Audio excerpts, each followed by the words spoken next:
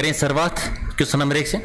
पहला है कि 2023 में राजस्थान सरकार के द्वारा आयोजित महंगाई राहत कैंप में कौन सी योजना सम्मिलित नहीं थी। राजस्थान सरकार ने हाल ही में महंगाई राहत कैंप है वो शुरू किए थे। इनमें अलग अलग योजनाएं थी, तो इनमें से कौन सी योजना है जो इसमें शामिल नहीं की गई थी। मुख्यमंत्री गैस सिलेंडर गारंटी कार्ड योजना, ये तो मेन थी, है ना, तो ये तो है ही सब है। दूसरी, मुख्यमंत्री निःशुल्क अन्नपूर्णा फूड पैकेट योजना, ये भी काफी चर्चा में रही थी, तो ये भी है। तीसरी, युवा संबल योजना को शामिल नहीं किया गया था और मुख्यमंत्री कामधेनु बीमा योजना भी इसमें शामिल थी, तो कौन सा सही हो जाएगा। 3 नंबर ऑप्शन जो है वो नहीं था, बाकी सारे सही हैं, तो 3 आपका सही है। अगला है कि हाल ही में मुख्यमंत्री अशोक गहलोत जी ने किस वन्य जीव अभ्यारण्य में जंगल सफारी का उद्घाटन किया था। राजस्थान में ही कौन सा वन्य जीव अभ्यारण्य है जिसमें जंगल सफारी का उद्घाटन किया गया था। ये शुरू हुई थी जयसमंद अभ्यारण्य में, और जयसमंद अभ्यारण्य वो कहाँ पर है, उदयपुर में है। ठीक है, तो राइट आंसर आपका क्या हो जाएगा, 1 आपका सही है। सारे याद रखना, क्वेश्चन इंपॉर्टेंट ये भी आया हुआ कि रामसागर अभियान कहाँ पर है, धौलपुर में।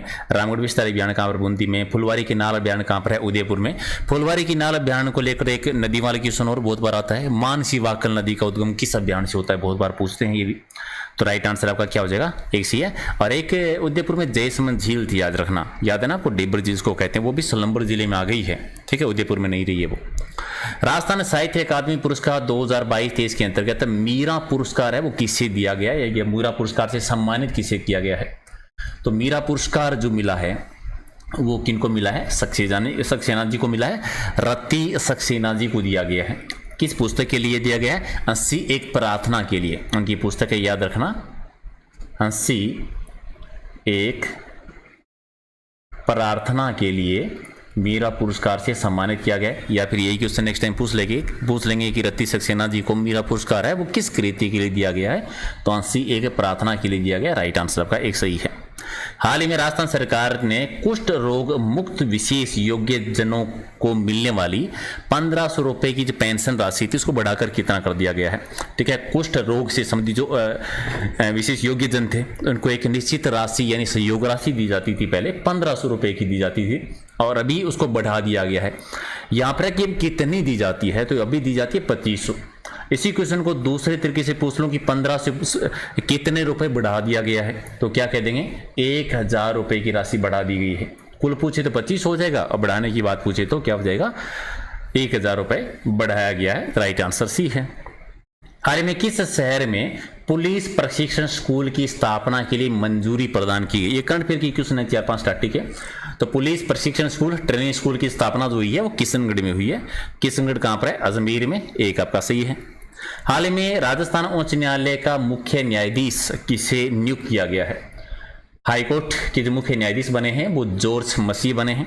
ठीक है, ऑक्सटाइन जॉर्ज मसीह जो है इन्हें राजस्थान का उच्च न्यायाधीश बनाया गया। इससे पहले पंजाब हरियाणा हाईकोर्ट जो संयुक्त हाईकोर्ट है ना, वहां के थे, पंजाब हरियाणा हाईकोर्ट के थे पहले। तो राइट आंसर आपका क्या हो जाएगा, सी है, वो सही है।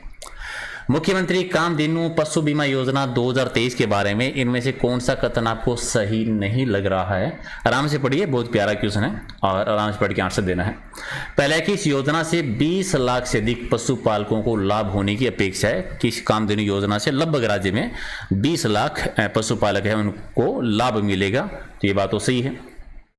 दूसरा है कि राज्य के वर्ष 2023-24 के लिए बजट में इस योजना का व्यय यानी खर्च जो है वो कितना, 750 करोड़ रुपए खर्च का प्रावधान किया गया है, तो ये बात भी ठीक है, सही है। इस योजना के तहत प्रत्येक पशु के बीमा की जो अधिकतम राशि है वो है 40,000 रुपए। सही है कि गलत है, ये भी सही है। चौथा है कि पशुपालक जिसकी वार्षिक आय 8 लाख से अधिक है, वार्षिक आय 8 लाख से अधिक है, उसे इस योजना के तहत प्रत्येक पशु के लिए अधिकतम 500 रुपए प्रति प्रीमियम देना होगा। ये गलत है, डी वाला गलत कर दीजिए, बाकी आपके सारे सही है। उत्तराना माइक्रो लिफ्ट सिंचाई परियोजना का संबंध कौन सी जिले से, ये भी करंट से रिलेटेड है और ये बूंदी में। उत्तराना माइक्रो लिफ्ट सिंचाई योजना बूंदी में है। राइट आंसर बी है। इनमें से कौन सा राज्य मानव अधिकार आयोग का कार्य नहीं है। राज्य मानव अधिकार आयोग का काम कौन सा नहीं है। पहला है कि मानव अधिकार के उल्लंघन की स्वेच्छा से जांच करना, जहां पर भी मानव अधिकार का अगर उल्लंघन होता है स्वेच्छा से उनकी जांच कर सकते हैं, ये उनका अधिकार है, कार्य है, सही है। किसी जेल को देखना यानी जेल की जानकारी लेना, तो ये भी सही है। मानव अधिकारों की सुरक्षा का पुनर्वलोकन करना, ये भी ठीक है। मानव अधिकारों का उल्लंघन करने वालों को सजा देना, नहीं, सजा देने का काम जो है वो नहीं है। अगर कोई मानव अधिकारों का उल्लंघन करता है तो उन्हें सजा नहीं दे सकते। तो ये कौन, राज्य मानव अधिकार आयोग नहीं दे सकता, वैसे तो कोर्ट दे ही सकता है, तो डी ये आपका गलत है। राजस्थान में ग्राम सभा है वो किससे मिलकर बनती है? बहुत प्यारा सा क्वेश्चन है, सारे जानते हो इसका आंसर। ग्राम सभा किससे मिलती है? तो ग्राम पंचायत सर्किल जो होती है उसमें जितने पंजीकृत मतदाता जो होते हैं ना, यानी जिनका वोटिंग लिस्ट में नाम होता है, तो पंचायत सर्किल में आने वाले गांव, यानी एक पंचायत में जो गांव आते हैं, किसी भी एक गांव होता है, किसी में 2 गांव मिलकर, किसी कहीं 3 गांव मिलकर बनते हैं, तो उन गांव में जो पंजीकृत मतदाता है उनसे मिलकर बनती है ग्राम सभा। तो राइट आंसर सी है। बस याद रखना, पंजीकृत मतदाता। ओके, सुमेलित करना, एक साइड में आपको लिफ्ट परियोजनाएं दे रखी है, दूसरे पीने के पानी की आपूर्ति जहां जहां होती है।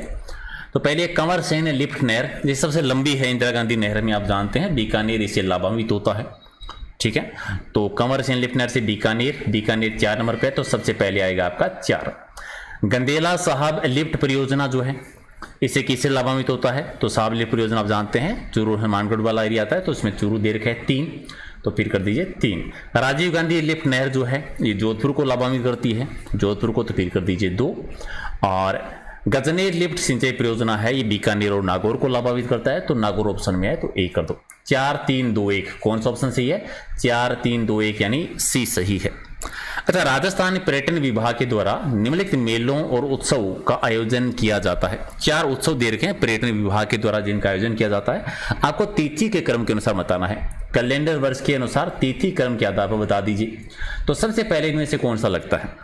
जानते हो, ऊंट महोत्सव बीकानेर में लगता है, सबसे पहला जनवरी में आ जाता है। सबसे पहले 3 नंबर ऊंट महोत्सव, तो पहले आएगा 3 नंबर। इसके बाद मरु महोत्सव आता है। क्वेश्चन तो ये भी बनते हैं, देखो ऊंट महोत्सव कहाँ पर होता है, मरु महोत्सव का आयोजन कहाँ पर होता है, मिलान करने वाले में भी क्वेश्चन आया हुआ है आरएस में ये। तो मरु महोत्सव जैसलमेर वाला करेंगे तो क्या हो जाएगा? फिर 1 कर दो। इसके बाद में ग्रीष्म महोत्सव आता है। ग्रीष्म महोत्सव आता है, सर्द और ग्रीष्म दोनों ही माउंट आबू में होते हैं, तो फिर 4 कर दीजिए। फिर हाथी महोत्सव, हाथी महोत्सव और पतंग महोत्सव कहाँ पर होते हैं? जयपुर में, तो फिर 2 कर दीजिए। 3 1 4 2 3 1 4 2 करेंगे तो कौन सा हो जाएगा? अच्छा, हाथी महोत्सव पहले आता है, हाथी महोत्सव पहले आएगा, ग्रीष्म महोत्सव बाद में आता है ना। चलो मैं थोड़ा सा कंफ्यूज हो, सही करते हैं इसको। पहले हाथी महोत्सव आएगा 3 1 2 करो, फिर ग्रीष्म महोत्सव आएगा, फिर 4 3 1 2 4 वाला ऑप्शन दो। 3 1 2 4 नंबर है, 4 नंबर वाला सही होगा। तो पहले ऊंट महोत्सव 1 नंबर पे, इसके बाद में आपका आएगा मरु महोत्सव, इसके बाद में आपका कौन सा आएगा? हाथी महोत्सव 3 नंबर पे, और फिर आपका आएगा ग्रीष्म महोत्सव। ऐसे करो, तो राइट आंसर इसका डी है। ओके, अगला प्रश्न है कि चौंपा नामक एक आभूषण होता है और ये शरीर के कौन से अंग में धारण करते हैं? चौंपा यानी चूंप आभूषण कह दीजिए इसको। ये चूंप यानी कह सकते हो सोने की एक मेख जड़ी जाती है, ठीक है, सोने की मेख जड़ी जाती है दांतों में, तो दांतों का आभूषण है। दांतों का एक और आभूषण होता है रखन, ठीक है, जो कि परत होती है, परत जड़ी जाती है उसे तो कहते हैं रखन, और जो मेघ जड़ी जाती है उसे चूंप कहते हैं, दोनों याद रखना। अच्छा, निम्नलिखित राजस्थान की स्वतंत्रता आंदोलनकारी महिलाओं की सूची दे रखी है, और दूसरी साइड में दे रखा है कि उनका संबंध किस रियासत से रहा था। अलग अलग स्वतंत्रता सेनानी महिलाओं के नाम है। तो पहले है सावित्री देवी भाटी जी। भाटी नाम देखिए आप ऑलमोस्ट समझते हो, ज्यादा उदयपुर वाले एरिया से, जोधपुर वाले एरिया से होते हैं। तो यहाँ पे सबसे पहले जोधपुर कर दीजिए, सावित्री देवी भाटी का संबंध जोधपुर से है, तो पहले आएगा 2 नंबर आपका। भगवती देवी आप जानते हैं मेवाड़ से यानी उदयपुर से है, तो ए कर दो। लक्ष्मी देवी आचार्य जी कैसे भूल सकते हो, बीकानेर से, जंगल प्रदेश से, 4 कर दीजिए। और कुसुम गुप्ता जी हैं, उनका संबंध कोटा से है, तो 3 2 1 4 3 कौन सा ऑप्शन सही है? 3 नंबर आपका सही है। चलिए, अलग अलग आपको राष्ट्रीय पार्क दे रखे हैं और वन्य जीव दे रखे हैं कि कौन सा राष्ट्रीय पार्क जो है वो किस जीव के लिए प्रसिद्ध है। मिलान करना है जो कि काफी आसान है, कर देंगे। पहला है बांदीपुर। बांदीपुर आप बाघ के लिए प्रसिद्ध है, बाघ अभ्यारण्य है, तो पहले में तो आपका 1 ही आ जाएगा। काजीरंगा आप जानते हैं गेंडों के लिए प्रसिद्ध है, ठीक है, 1 सींग वाले गेंडे, एकल श्रृंग गेंडा अभ्यारण्य है, तो 3 आ जाएगा। सुंदरवन आप जानते हैं किसे बाघ अभ्यारण्य के लिए प्रसिद्ध है भी, सुंदरवन हो जाएगा। जैव मंडल और बाघ अभ्यारण्य, तो 1 कर दीजिए। और सिमलीपाल जो है हाथी को प्रसिद्ध है, हाथी अभ्यारण्य है, तो सिमलीपाल के हाथी हो जाएगा, 2 कर दीजिए। 1 3 4 2 1 3 4 2 कौन सा ऑप्शन है? 1 3 4 2 बी वाला ऑप्शन जो है आपका सही हो जाएगा।